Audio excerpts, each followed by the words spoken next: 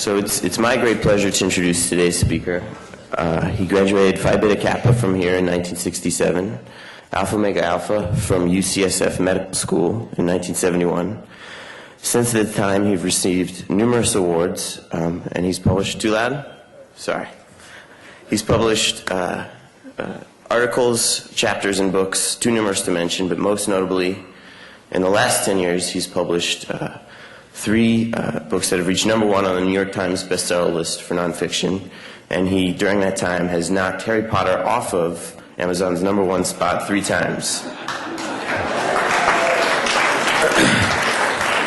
For my part, when I was a teenager, I remember going out 2 to 3 times a week with him when we were taking out either a guest speaker or residency applicants, and roughly every 3 weeks, so roughly every 40, 18 meals, if that's how you're counting, one of these people would take me aside and they would explain to me, in conspiratorial tones, the one characteristic it was that made him, so successful. And this was helpful to a degree, but it was quite frustrating for me because it turned out every 3 weeks that meant I had a new characteristic to focus on until the next guy came. And as a teenager, it was also tough because I didn't know which characteristic to rebel against. As a younger child, I never, and you'll see when he comes up here, he's not so tall. I never, like many of my friends, thought of him as the biggest man in the world. That was never something I thought of. And to be frank, in terms of, aside from his height, I was sure he was a competent physician and quite accomplished, but I frankly wasn't that impressed with him. But as I've grown older and in some fashion attempted to follow in his footsteps, graduating from here in 2000 and graduating from med school in next year, I've become more and more impressed with with sort of the difficulty of what he's accomplished, as well as his work ethic and his integrity. And so while my perception of his literal stature has changed very little and is still quite realistic, my perception of his figurative stature has increased exponentially over this time. So as I said, it's my great pleasure to introduce Dr. Michael Roizen.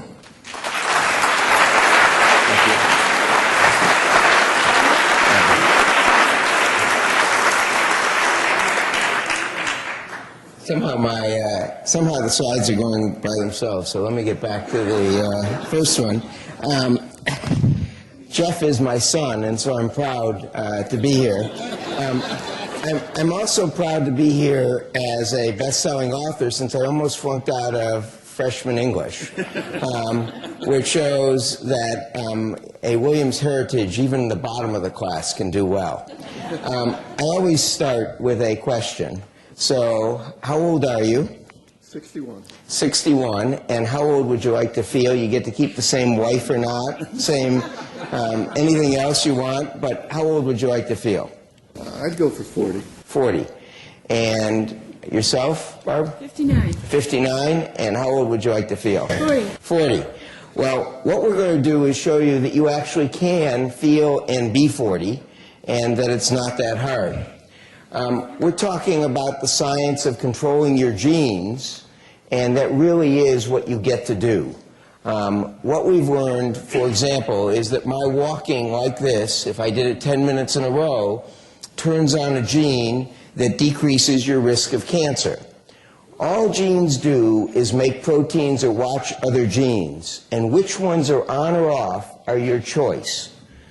So if you look at colon cancer survival, you see that it literally goes up 50% if you walk 30 minutes a day.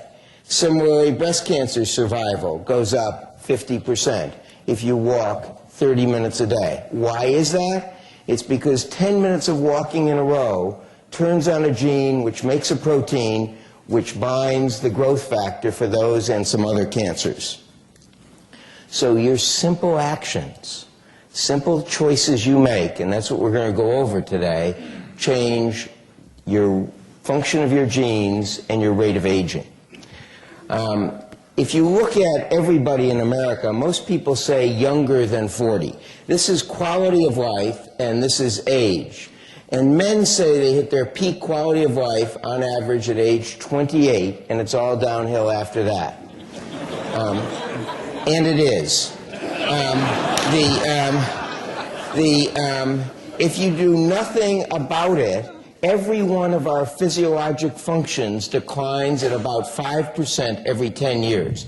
What declines? Your cardiac, your heart function, your lung function, your liver function, your kidney function. Your bone score is a T-score because it's age adjusted, if you will. So every one of our functions, but my favorite study of all, by the way, women hit their peak quality of life at age 36, and again, it's all downhill. But my favorite study of all in the field is the IQ of Harvard physicians. And this is, they don't start at a 0 IQ, this is the change in their IQ. But you see, it declines 5% every 10 years on average. But if you look at the error bars, you'll see that some physicians, in fact 25% of them, don't have a decline at all. By the way, males have different loss of IQ function. There are 8 qualities aggregated in this study in IQ. Women lose spatial sensation, visual spatial sensation. Where did I park my car first? Men lose complex reasoning skill. And you are not allowed to say, did they ever have it to begin with? But in fact, the key thing is, how do you become one of those 25%? And it's not that difficult. What it really means is that the curve of aging is not one curve like that dark red line, but is a family of curves. When you're young, when you're under 5, which curve you're on is all your genes. They take you where they want you to go. But once you hit about 50, you have incredible control. So by the time you're 50, 80% of how long and well you live, 80% of which curve you're on are your choices. And by the time you're 65, it's 90%. So you get enormous power over your genes if you want it. What we at the Cleveland Clinic do, what every academic medical center does, is what we call great illness care. This is your trajectory of quality of life, if you will. You get very sick, and we return you to that curve, and you continue here. What great wellness care, what we're talking about, is getting up here. We now know how to get you up there and live to close to your peak till 90 to 100 in more than 90% of the cases. That's really what we want to do. Let me show it to you, if you will, as you know that we put cartoons in books. Why do you think we put cartoons in our books? Why do you think? We put cartoons in the books for men, that's right.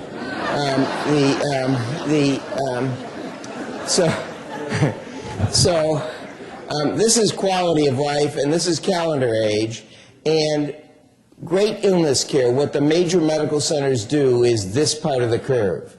Prevention has been trained as this, so that by the time we're 75, we make it through the 3:30 dinner to watch Wheel of Fortune afterwards. That shouldn't be the goal. In fact, we believe that this is quite possible. It is quite possible. The data show that it's quite possible for most of us. I'm going to show you by the end that we believe science is going fast enough that if you make it the next 10 to 15 years, you may well be able to live to 120 or maybe even beyond at the same quality you're living 10 or 15 years from now. Why do we age? If we had infinite, by the way, there are 14 hours of slides loaded today. The point is that I thought when they said I get from 9:30 to 10:30, they meant 10:30 p.m. We will not cover any place near the total depth or breadth of the subject. And we'll just touch on a few things, and I'm going to skip over some of the slides that I've loaded because or the way I normally do it, just for time's sake. By the way, the smallest group I've ever spoken to is one person. When I was in Chicago, at the University of Chicago, I was supposed to give a talk in North Chicago, about an hour away, and the blizzard started. So I was supposed to give it at 7 p.m. My secretary kicked me out of the office at 1 p.m., said, you better get going. I made it there with 15 minutes to spare. There were 2 people in the audience. This is in 1993, so there were slides in those days. And so you say, 2 people, should I give the talk? And I said, sure. One of the guys said, can I help you with your slides? And I gave him my slides, and he put them on the projector, and he said, I'm the projectionist. You look like you know how to use slides. I live about 2 hours away. Goodbye. So that left 1 person in the audience. And the 1 person said, you then say, should I give a talk for 1 person? Well, I'd driven 5 hours, but actually it was Soledad O'Brien. Soledad O'Brien I worked with in a TV show in a small station in Iowa before that, and I was on her show, and she was feeling sicker than heck, and she said, I'm going to make this the best hour in TV. So I thought I'd make that the best talk I'd ever given, and if you're a speaker, you know when you hit it or not. And so the guy stood, I thought I'd hit it at the end of the hour, and he stood up and gave me a 5-minute standing ovation. And then I started to leave, and he said, wait! And I said, do you have a question? He said, yeah. And I said, what is it? He said, you're not going to wait for my talk? So if you leave or come back, I don't care. Why do we get, some of you have 9-year-olds or 9-year-old grandchildren, and why can they run around all day and we get tired watching them? Well, it's their arteries. What happens is when they want to run, the artery to their leg muscles, the small arterioles actually, dilate and bring more blood supply, and they constrict in other parts of their chest where they don't use them. So they get a perfect distribution of blood flow and energy and oxygen, etc., and take away waste products. Whereas you and I have arteries that don't do that as well. So I can't resist bringing the arteries of an 89-year-old man here. So this is for you to discourage lunch, if I can get the glove on. The purple gloves are for Williams. You know that when we go on Oprah or anything else, I can't resist wearing purple gloves just for that reason. But this is the aorta of a 89-year-old man. He died when someone drunk driving crossed the tracks and hit him. But in fact, this is a beautiful artery. This is the main artery, the aorta. We've opened it up so you can see it. These little holes are where the kidney arteries and the arteries to your intestine come off. But what you see is this is, and I'll come over there, this is Teflon smooth. It is just like a 9-year-old artery. Anyone. He's 89. It has the 2 earliest fatty streaks that you get at age 5 or 6. But other than that, it's a perfect artery. It's thin, it's delicate, it's beautiful. This artery, on the other hand, is the artery of a 45-year-old person who didn't take, same size, it just dilated because this person didn't take control of their blood pressure. And what you see here is, in fact, it's very thick. It's thickened, and there are pock marks. Those pock marks are what we call plaque. That's atherosclerotic plaque. And you notice the difference between these two, and there's a dramatic difference. One is much thicker. That's why you don't have energy. One is thin and beautiful. And if you feel this, I mean, you can even look at it. There's tears in the wall of the artery. Those are before he died. Those tears are there. And so let's see if I can avoid falling. But anyway, the point I'm bringing up is not that these are different, but that anyone can have this. And I'm going to restate it several times. You get a do-over in life. You could, even 6 weeks before he died, if he wanted to, he could have changed this into this. You get a do-over. It's not that hard. It doesn't take that long. And you get to control your genes if you want to. Now, the first reason we get old, we lack energy, And it's about 60% of the reason we get old before 90 or 100 is our arteries. So your arteries are the key. Now, what most of us think is that this is atherosclerosis. Here's the wall of the artery, this stuff that looks like cream cheese and was caused by cream cheese gets thicker and thicker and thicker until the lumen where blood flows, that black area where blood is, gets smaller and smaller and smaller, and then you get a clot. And that's a heart attack or stroke or memory loss. No, that's wrong. Most atherosclerosis isn't this uniform thing. It's what I showed you. It's those irregular plaques. It is like this. This is the wall of the artery. There's a nick in that smooth inner lining. Cholesterol comes in here at that nick. It gets inflamed. It expands, ruptures, and when it ruptures, that's when you get a heart attack, stroke, memory loss, impotence, etc. If you had a scab on your skin and it puffed out, no big deal, right? Falls off even, no big deal. You kick it under the refrigerator, no one sees it. The point is, but if it happens in an artery to your heart, that's a big deal because it disturbs blood flow by plucking out into the lumen. And if it breaks off or ruptures, that literally is a heart attack, stroke, memory loss, impotence, decay in orgasm quality, a wrinkle of the skin. Is there any difference between a wrinkle on your skin and a wrinkle on your heart? No. It's the same process. Wrinkles are caused by inflammation, so are heart attacks. And the question is the inflammation in a vital area or is it not? But remember what I said, you get a do-over, you get to control it if you want to. Now I'm going to skip some of these. There are a lot of things. Celebrate Italy means not to take a trip to Italy, although that's a good thing, but it is 10 tablespoons of tomato sauce a week. Decreases your risk of both arterial disease and cancer. Every one of these has something, and there are 148 things every one of us can do that change our rate of aging that have been shown in at least 4 studies in humans. So it's all human data. Stress is the greatest ager, and what we mean by stress isn't running around and hurrying to a meeting or hurrying there. That doesn't age us because we deal with it. What ages us are major life stresses. A friend dying, financial problems, a lawsuit, a divorce, that type of thing. Stress can make you 32 years older in the year after it happens. But blocking stress can take all but 2 of those years.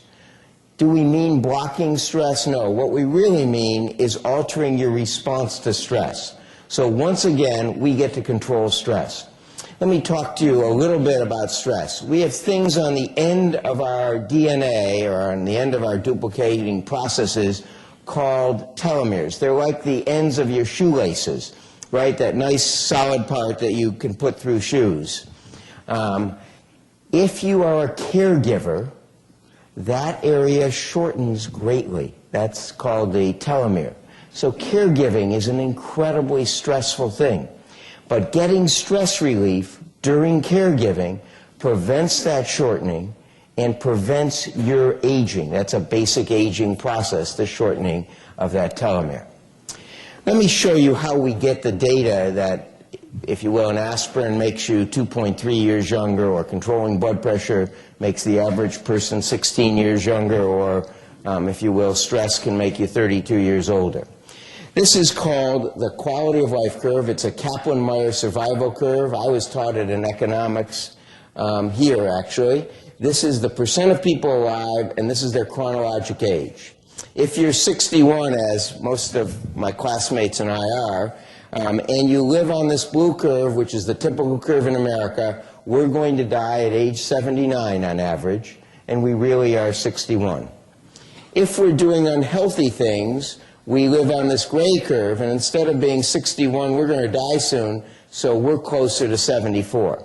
Conversely, if we live on the maroon curve, we're doing healthy things, and our age is closer to a 42-year-old from a risk of dying and disability.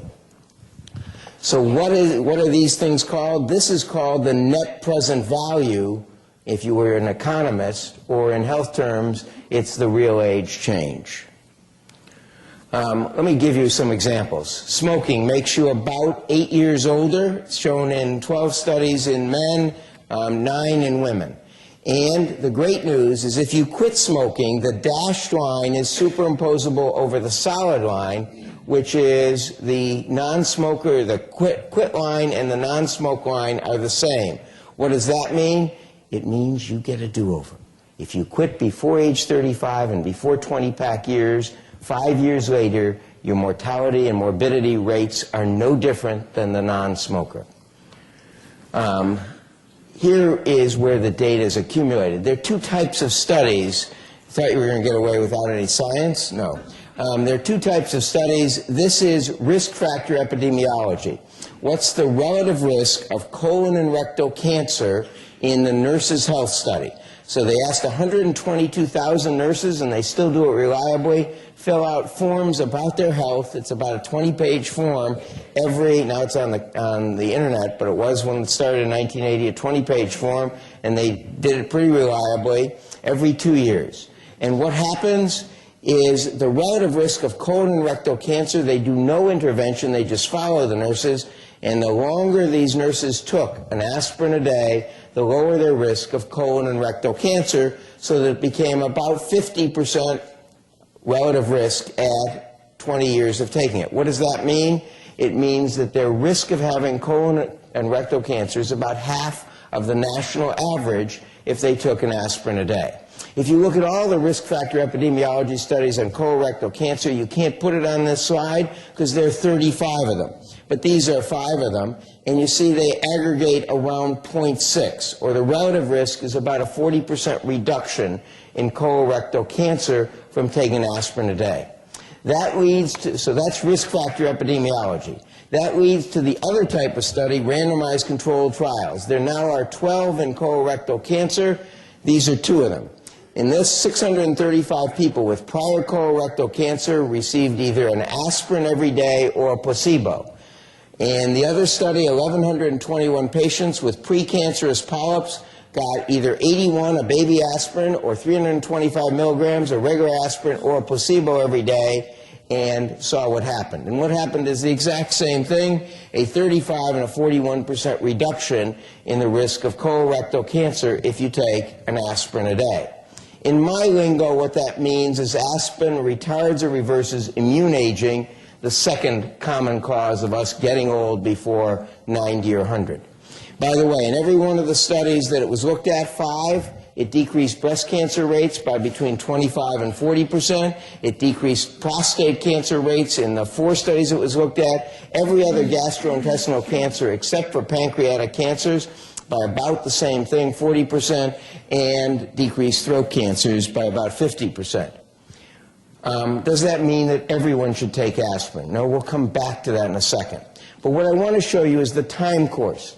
Of the 148 factors we know that change your rate of aging, every one of them has the same time course that has been studied. There are only 41 that have been studied, save cigarettes. Cigarette cessation takes longer to reverse, but every other one has about this same time course. In about 6 months, half a year after you start either taking the aspirin or placebo, we measure an outcome difference, in this case transformation to cancer, in a definitive way, meaning in about 6 months you get what we think is about 30% of the benefit, and we can measure it. And by 3 years you're getting 90% of the benefit. What does that mean? If you change your habit today, in 3 years it's as though you've been doing the healthy habit your whole life. You get a do-over, it's not that hard, and it doesn't take that long. What does a 40% reduction? Well, if I try to explain it to you, if any physician tries to explain it, it's tough because people say, what's my risk of side effects? What's my risk of colorectal cancer? What is a 40% reduction? It's pretty easy if you put it in terms of age, and that's why we used RealAge. Reduction in colorectal cancer, 0.25 years younger for the 55-year-old man or 58-year-old woman.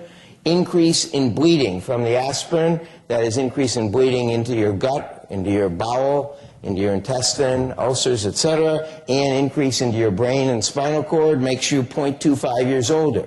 So if this was the only benefit of aspirin, you shouldn't take an aspirin. But I told you that it does make you 2 years younger. Where does that data come from? Well, we call this primary prevention. That is prevention before disease occurs. And primary prevention for arterial disease was first studied in the Physicians' Health Study, where 22,000 physicians were followed for about 5 years and given a full aspirin every other day or a placebo. And what happened? There was a 44% reduction in heart attacks in the aspirin group.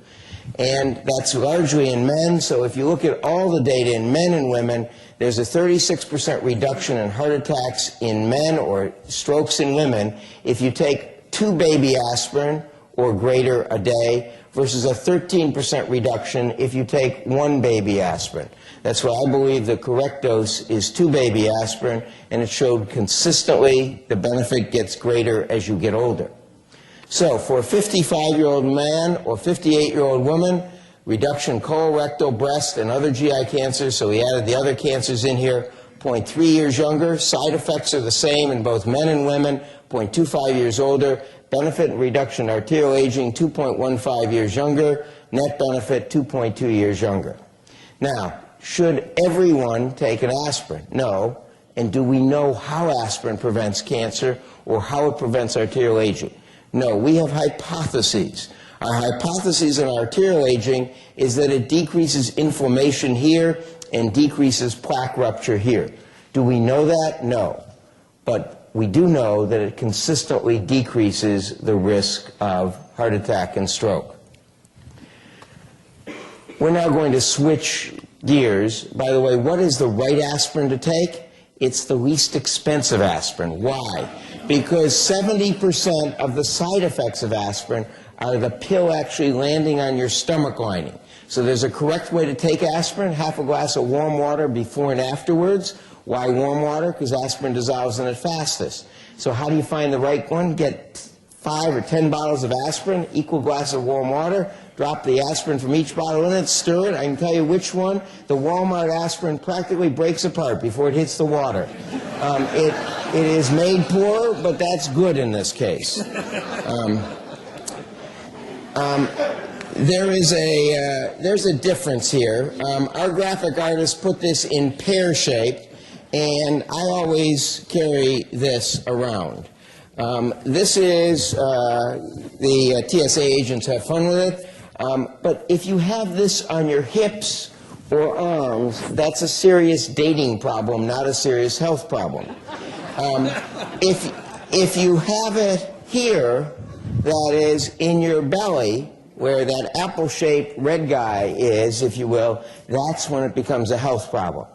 When fat was first named, it was a tissue. When I went to medical school, still in medical school, they teach that fat is a tissue. But fat in your belly is an organ. It secretes stuff. It's as active as any other organ in your body at secreting stuff that cause you problems. It's a tissue, a storage tissue for excess calories. By the way, in America, we now have, this is 5 pounds. The average American, it's 2 size. The average American is containing almost 7.5 of these, 7.4 of these. The average American has excess right now. The average American has 3.4 of these in their abdomen, or what we call that apple-shaped guy, or omental fat. Omentum is like momentum, but without the M. What should your omental fat look like? It should look like this. That is, you should be able to see through it. It was useful. Why did we get this fat? There are 144 genes, actually, that cause us to have it. It helped us survive famines, right? If we would store it there, and if there was a famine or failed bison hunt, your body would automatically shift to produce that so that you would have something in case there was a problem. A failed bison hunt or failed famine now is in America is not moving the milk carton over fast enough to find out what's behind it. What happens? Well, when you have that big omentum, it secretes stuff that causes inflammation and insulin resistance. What is insulin resistance? Insulin is like a mailman. It takes glucose from the blood and puts it inside your cell. So it delivers the glucose to you. What is insulin resistance? It blocks that process. It doesn't deliver the mail as well. So inflammation and insulin resistance are what the big omentum secrete stuff that do. That resets our need for glucose because we don't get glucose into muscle. We don't even get it into those cells of our brain that are supposed to turn off hunger. What does that do? We crave carbohydrates. Can you stop that? No. Once you get that lack of glucose into those areas, you can't fight biology. Most of us try to do it. That's why most diets fail, because we try and fight it by saying, I'm not going to have carbohydrates, or I'm not going to have X, or I'm not going to have Y, and I'm skip things. And what it is that's like holding your breath underwater. How long can you hold your breath underwater before you have to come up gasping for air or gulping for food, the one you miss? What the key is isn't trying to do it here, but is trying to break the cycle here. That is, the key is breaking the cycle early on is what we in science have learned to do so that, if you will, it is not dieting hard, but dieting smart. Most people we have found who live in Fatville look with envy at Thin City, but don't want to go through, again, because they've been through it an average of 5 times a year, the valley of pain, guilt, shame, and discouragement. Because it's a lot tougher than just living here in Fatville. So most of them don't, in fact, most of them don't believe they have failed diet so much. They believe it's their fault. They are not just tough enough. They don't have the discipline. That's wrong. You can't fight that biology. So what you have to do, and what science has learned, is there is really a bridge over there that makes it easy. You do not have to fight it that way. This is a picture, and I guess I'm going to come up this way, of digestion in man. And if you look at it, the esophagus, which is what's coming from his throat here, it comes in a side door. It comes in the stomach, if you will, the way Jennifer Aniston comes into a restaurant by a side door or back door. What does that mean? Well, what it means is that you don't have acid reflux up there, right? The stomach is very acid to help with digesting the food. What prevents it from going back into your esophagus, what prevents acid reflux in all of us, is there is a muscle there, and it's a side door. What happens if you're hanging 3 of these off of your stomach? Well, it changes that angle. It pulls that down and makes it a straight shot. So the reason America has so much acid reflux is we have changed our momentum, changed the angle on our stomach. Now, what I want to do is show you a couple things here. And this is digestion. There's food coming down into the stomach, and there it contracts, and I'm going to try and stop it right there. Now, there are 2 things that have lit up here, but that are really important, and I don't know if you can see them. The first is when food that is healthy fat hits this intestinal wall, it secretes something called CCK. Now, if I was taking a test now, I think CCK was part of the Soviet Union, but in fact, CCK, the former Soviet Union, CCK is cholecystokinin. You don't have to know it. But we knew it until 2 years ago as something that caused the gallbladder to contract to release this thing that helped digest food. But in addition to that, it has 2 other properties that take about 25 to 30 minutes to occur. It stimulates this vagus nerve shown here, which stops the stomach from contracting. What does that mean? Your stomach will feel full because it won't empty food. Your stomach is just the size of a fist. If you didn't keep emptying it all the time while you were eating, you couldn't get all that food in there. So it is the size of a fist, and, if you will, it sometimes gets bigger to the size of a football, but it starts out as the size of a fist. And one of the keys is to stimulate that to stop this.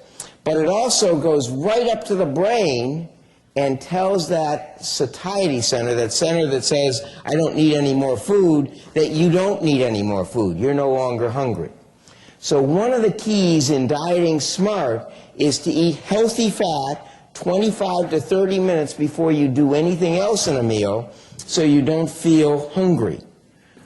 Takes away both sources of hunger, that is the hunger from your stomach and the hunger from your brain. How do you do that? Well, one of the easy ways is half a tablespoon of olive oil or a little fish oil, or in fact 6 walnuts, 12 almonds, or 20 peanuts, 25 to 30 minutes before you do the meal. Now, in America, do we do that? No, the average time McDonald's counts on you from starting eating your meal to finishing is 11 minutes. So we do not get that signal that we're full from CCK. We just get the signal we're full from, in fact, the stomach being too full to take any more. You know, it's the Thanksgiving fullness is what we get. Let me go back again and start again here to show you the rest of digestion.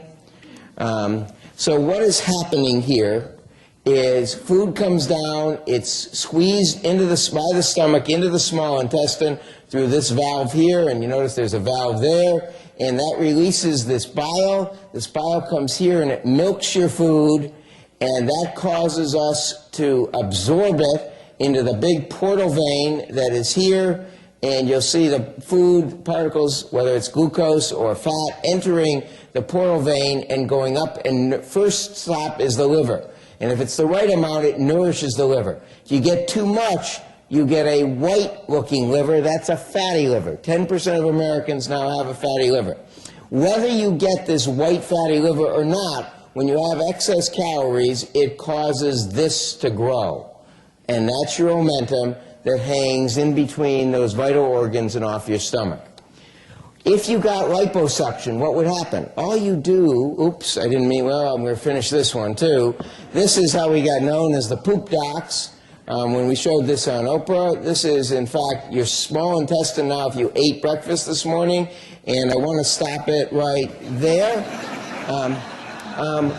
This is another key point in eating Pearl. This is poop going from your small intestine over here to your large intestine here.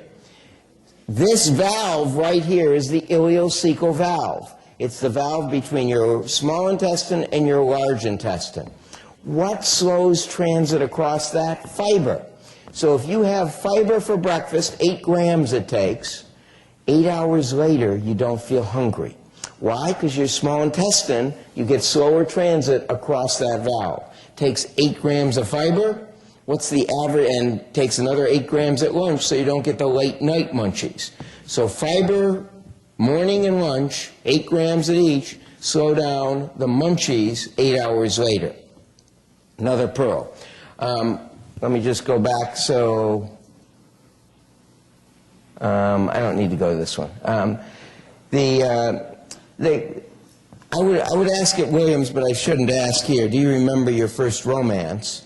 Do you remember your first romance? You're darn right. Anybody around here? No. It never is. Occasionally there are first romances, but it's rare. But the point is, we all had enough emotion with that we remember it. We should have enough emotion with our own health, because it's even much more important that we change our behavior every day. And that's the point, and that's why I do this. It's to try and make sure you understand how your body functions so you change your behavior. How did I get into this field? They say, how does someone who does internal medicine and anesthesia get into what would be called slowing aging? Well, if you look at the mortality rates, when I was at UC San Francisco, after my first year on the faculty, you know, when you're at Williams as a freshman, you come here after a great high school career, you think you're at the peak of your career, you're a freshman, you're at the bottom of the barrel. You then go to medical school, you're right at the top of your class, right? You're at the bottom of the barrel your freshman year. You then go to internship, you're at the bottom of the barrel. You got bottom of the barrel again, Jeff. You get to faculty status, right? You're on the faculty first year, should be good, right, wrong. You're at the bottom of the barrel, you're carrying everybody else's water. And so they assigned me to the 2 things at UC San Francisco that no one wanted to do. One was OB anesthesia. The guy who did OB anesthesia went on sabbatical that year. Why is OB anesthesia? OB anesthesia is a great thing. You're pregnant, you're in pain. You say, I come to you and say, can I help? You say, yes. Everybody smiles afterwards, greatest thing in the world. Only problem is you have 70% of your babies after regular hours. That means in the middle of the night. Lousy job. The other thing they assigned me was pre-op evaluation. No one wanted to do it. It was, in those days, it was how many ounces of blood or tubes of blood can we take from you and bless you so you can come into the operating room. But what really happens now is something different. We noted that the mortality rate of every operation, whether it's thoracic aneurysm or any other, goes up dramatically, threefold with age. So it goes up dramatically. Complication rates go up dramatically. And the numbers switch, whether it is prostate surgery and they're very small numbers, or thoracic aneurysm and they're big numbers, but they go up dramatically as you get older. Here is, in fact, the national data on gastric bypass surgery, and you can see at 70, it is 3 times the complication rate of 60, which is 3 times 50, etc. They go up threefold every 10 years. So what did we try and do, and what do we try and do at the Cleveland Clinic? We try and make you 10 years younger in the immediate period surrounding operation. I'm proud as heck to be at the Cleveland Clinic. I went there roughly 2 years ago, and literally the quality of care there is something I've never seen anyplace. And I'll show you. This is the national data for vascular surgery outcomes from the next best 19 institutions. This is the Cleveland Clinic data. We're about 65%, or 2/3 of the mortality rate and complication rate of the next 19 best in every operation that it's been looked at, and we're about 50% of the mortality rate for against the national standards. My conflicts, obviously I did write, I'm an academic, so I disclose my conflicts of interest. I did write these books. I do earn royalties of them. This one was the first one, RealAge, Are You As Young As You Can Be? It displaced Harry Potter for 7 days. This one, You, the Owner's Manual, displaced Harry Potter from #1 on Amazon for 38 days. And this one, You on a Diet, which came out last year, displaced Harry Potter for 108 days. And these 2 books have been the second bestsellers in the world in 2005 and 2006, and they're health books. I also have an equity interest in this website. Since May of 2005, no one has outsold us in books, and that's health books in the world. And since January of 2005, only Harry Potter has outsold us. And there's a new book coming out in November that, again, will earn royalties from. We also do questions on Oprah.com and ReadersDigest.com and get paid for it to show you the power of Oprah.com or Oprah. We get 4,000 questions a month at Reader's Digest. We get 80,000 a week at Oprah.com. We answer 12 of them. We also...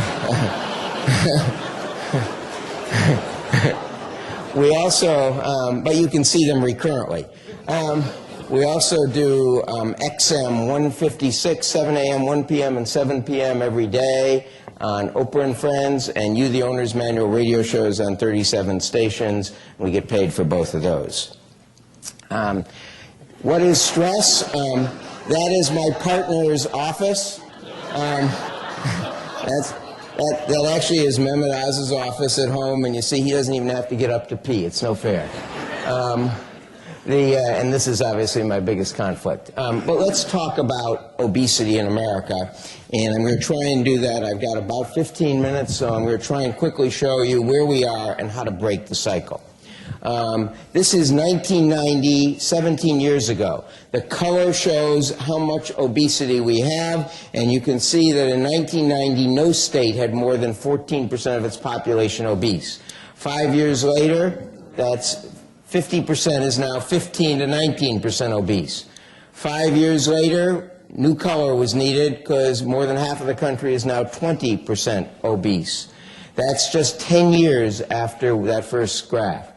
1 year later, Mississippi was able to get 25% of its population obese, so it needed a new color. 5 years later, 2005, just 15 years, more than half of the country is 25 or more % obese. There is no state with only 15% of its population obese. It is dramatic. Now that isn't bad, by the way. 3 states, Louisiana, Mississippi, and West Virginia, are 30% or more obese. That isn't bad, but diabetes follows exactly.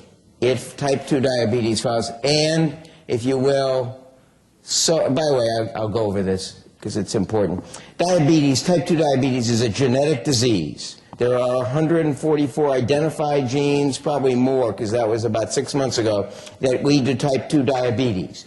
It affects more than 18 million Americans. The best guess is 26 million now. It consumes 16% of our total healthcare dollars, more than 200 billion in 2004.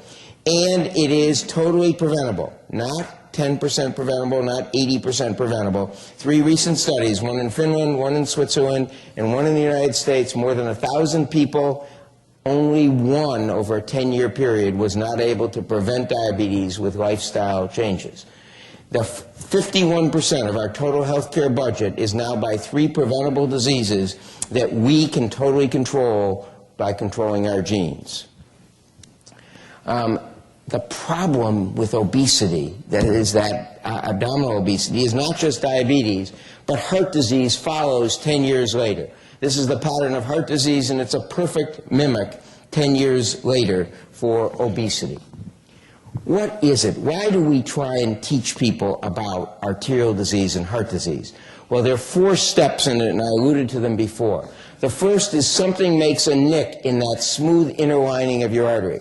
You have 3 layers of an artery: a smooth inner lining, the Teflon layer I showed you, a muscle thick layer, and a back layer, which is like a sausage. If something makes a nick in that smooth inner lining, you then fix it. It's like you have plaster at home and someone took a hammer to it. You do one of 2 things. You'd hang a picture over it if you're in our house, or most people would put plaster in it and plaster it over. The plaster our body uses is LDL cholesterol. The spatula we use is HDL cholesterol. If that cholesterol gets into the middle, by the way, what's the leading thing making nicks? It's high blood pressure. What's the second one? High blood sugar weakens the junction between the arteries. If it gets into the middle layer, it's seen as a foreign substance, and you get inflammation there. That puckers it out and ruptures. If it ruptures, that's a heart attack, stroke, memory loss, impotence, decay in orgasm, quality, or wrinkle of your skin.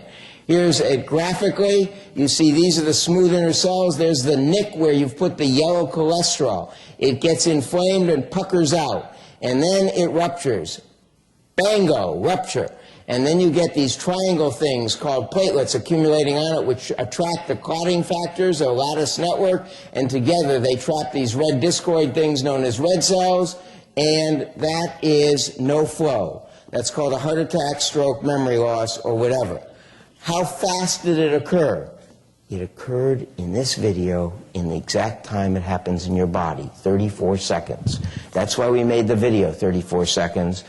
Is it too late to do preventive maneuvers there? Well, you can chew a aspirin if you wanted that and prevent it from expanding. But you then need to go to a place like ours, which makes a lot of money opening those arteries and trying to fix them.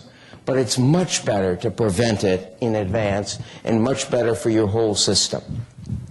By the way, just to show you how brilliant these cells are, they line up in the direction of flow to decrease friction. So now, if you had a plaque here, though, what would happen to the cells distant to it? Because the flow is turbulent, they go every which way under a microscope. And that weakens them even more and adds to more likely atherosclerosis. What is this? Do you know what that is? What is it? Urinal. Is it any urinal? No, it's the most famous urinal in the world because it's the cleanest urinal for the number of times it's used. It's at JFK Terminal 6 in New York. It's my bad picture. But if you look at it, there's a fly there. And guys aim at that fly. And they want to kill that fly. And if they hit that fly, no matter how good or bad their stream, it doesn't spatter. And that is the secret. That's why it's so clean. So they have taken a very mundane thing, peeing, and made it much happier, much more fun for people to do. And that is the way health should be. We need to make health many urinals. Now, how do you break the cycle? Well, the first part of it is measure yourself. So you should know your waist. So what is the ideal, by the way? Men measure it down here. Most guys still wear the same belt they wore at high school, right? And everything just flops over, right? And in fact, there's a syndrome called tight pants syndrome that's common in Texas, because Texas guys have never bought a second belt. And that is, if they come in with pain in their legs, all you have to do is loosen the belt and they get rid of the pain. You don't want to measure it there. You want to measure it at the belly button with you sucking in. Why sucking in? Because you're going to do it anyway. In man, the ideal is less than 35. Aging increases greatly at 40. The risk is equal to prostate cancer at a waist of 44 inches. Most people would do something if they had prostate cancer. You should do something if your waist is 40 or above. For women, 32.5 is ideal. 37 is where your risk increases greatly, and the risk is equal to breast cancer at 41. My partner, who's taller like my son, but my partner is even taller, says, well, let's do it based on height, because people will think better if we do half of the height. Wrong. The data is the absolute numbers, not half of the height. He's just trying to get away with being taller. The second thing you do is walk and call someone. Why? Walking has these magical properties of turning on the right genes that, in fact, decrease insulin resistance and decrease the growth factors for cancer. So you want to walk 30 minutes and then call someone and tell them that you've called it. Men are lousy at support. You want to call someone so that if you don't call them at 6 p.m., they call you at 6:10 and say, can I come over and take a 30-minute walk with you? The women own the problem, if you will. This is a typical male support person. So here's the guy who's walking, and his support person is going to come along in that truck. Men don't bother asking questions. That guy's in the truck just as his support person. He sees that he needs help, so he thinks about it for a second. Again, no questions asked. Men take action, right? So he comes down there and helps him.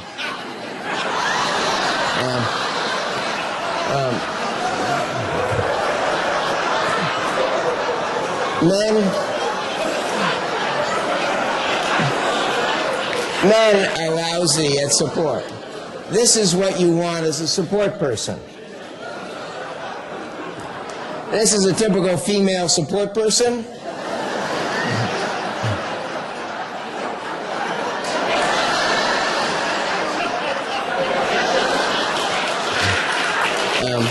And that's what you want. You want someone to help you own the problem. There are days when I don't feel like coming to work. There are days when I don't feel like doing one of the other things. There will be days you don't feel like walking 30 minutes. There will be days you don't feel, you need your support person to pick you up. And that's the importance. You always need a support person. So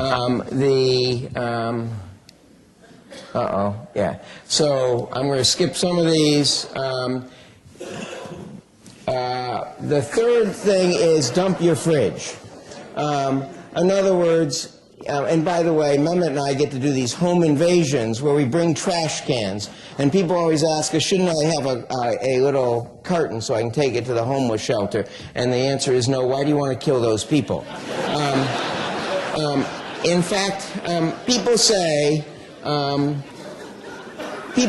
is there, nutritionists say it isn't food that's bad or good, it's how much you eat. Bull donkey. Or what we call is BS. BS is bad science. There are foods that make you age. No doubt about it. They turn on different genes that make you age for one reason or another. And there are foods that decrease your rate of aging. There is no reason to age from food. It isn't taste. You can get taste just as good from food that doesn't make you age. So if you read the label and it's got a saturated fat, that's a four-legged fat, or coconut or palm oil in one of the first 5 ingredients, throw it in the garbage can. Go through all your hiding places. Yeah, every one of us has hiding places, I have found out. Go through your cupboards, go through, even my wife has hiding places. Go through your cupboards, go through your refrigerator, and throw out these things that have trans fat. What's a trans fat? It's partially hydrogenated vegetable oil. If it's got a sugar in one of the first 5 positions, it generally ends in an ose. Dextrose, glucose, sucrose, maltose, throw it out. If it's got a simple carbohydrate or enriched flour, if it says anything but 100% whole grain, throw it out. And if it's got a syrup, because syrups are essentially sugars, malt, maple, corn, those are just sugars in another name. So how do you read a label? Well, believe it or not, that's one of the toughest things to do. They're small, so you need a magnifying glass, first of all. And then this is a cookie, so you'd expect it to be bad. But I want to show you. Enriched flour, and then there's a parentheses. And all the things inside this parentheses, all the way down to here, are the first ingredient. That's what it's enriched with. So first ingredient, enriched flour. That should get it to the garbage can. Second ingredient, palm oil, a saturated fat. Second reason to the garbage can.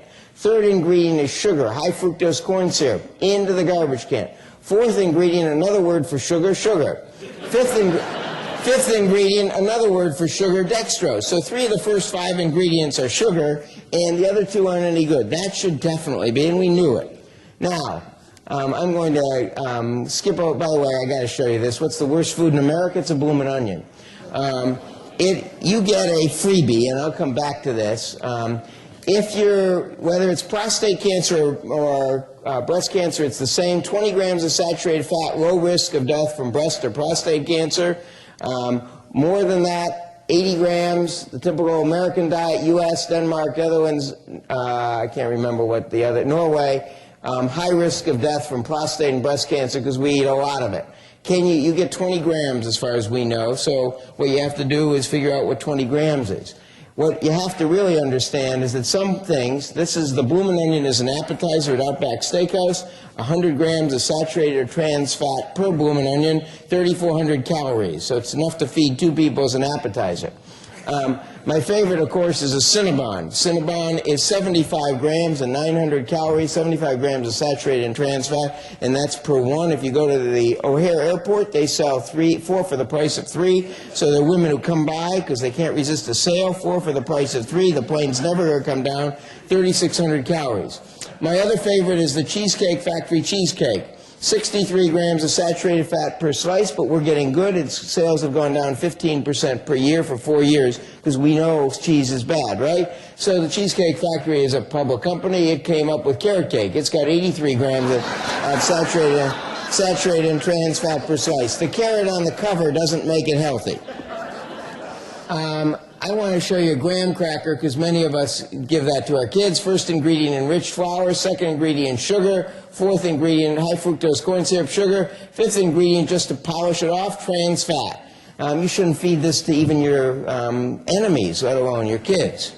What is a whole grain? Whole grain has the bran, the endosperm, and the germ. What is a enriched? We get the endosperm, which is largely carbohydrate and some nutrients, with a few more of the things here and here thrown in.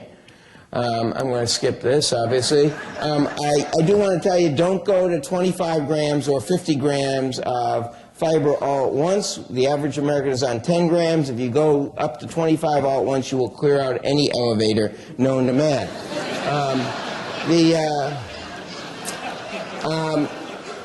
You have to read the labels. You'd think California raisins would be healthy, right? But the second ingredient in this package of California raisins is partially hydrogenated vegetable oil. Why do they have that? Because even insects won't eat it. They're smarter than that. Some foods are simply bad. They make you older. I'm going to finish now by just saying there are a whole bunch of other things that I can't go over.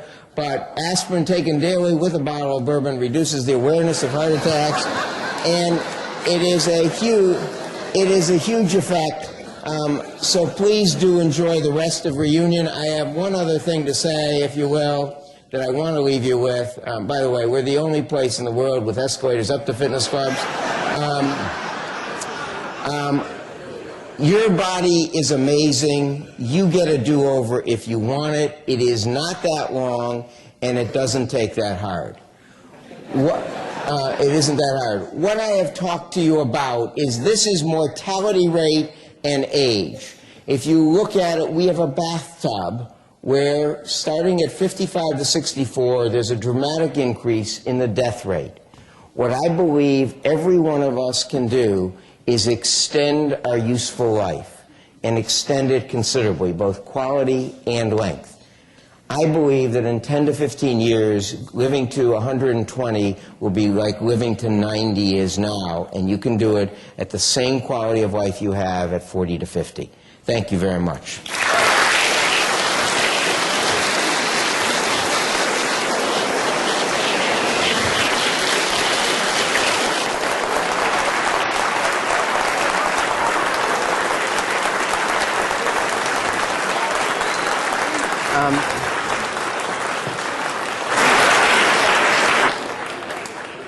I'll be glad to take a few questions. I think we have to clear out, so we have to limit it to about 3 questions. Yes, sir. Niacin. Niacin decreases LDL, important for men, have no value for women. Increases HDL, important for men over the age of 60 and women. Great drug, no side effect is flushing. So can you get it? Yes, but you have to go up on it slow. The therapeutic dose is around 1,500 milligrams to get those effects. Is there another vitamin that does the same thing? Yes, vitamin B5, pantothenic acid, at 300 milligrams, which doesn't give you flushing. So niacin is a great drug that does it if you can tolerate it, and you can tolerate it by going slow, using a prescription drug called Niaspan with an aspirin beforehand. Often in the evening is the way we do it. But in fact, pantothenic acid, 150 milligrams twice a day, in 2 small studies and 1 large one, does the same thing with none of the flushing. Instead of walking, can you bike or play tennis or swim or do something? Yeah, people, if you do, you need 10 minutes of activity in a row. So tennis doesn't usually get it to you because you pause and wait for the guy to hit the net with the next serve. Walking your dog, when we do an average of putting pedometers on, I always wear a pedometer, and I give it to patients, and when we do pedometer, and I'll go into that for a second, when you give a pedometer to someone who's walking the dog, an hour of walking the dog is an average of 8 minutes, because no one goes like this around the dog while they're sniffing, right? Looks a little weird. So a lot of things aren't.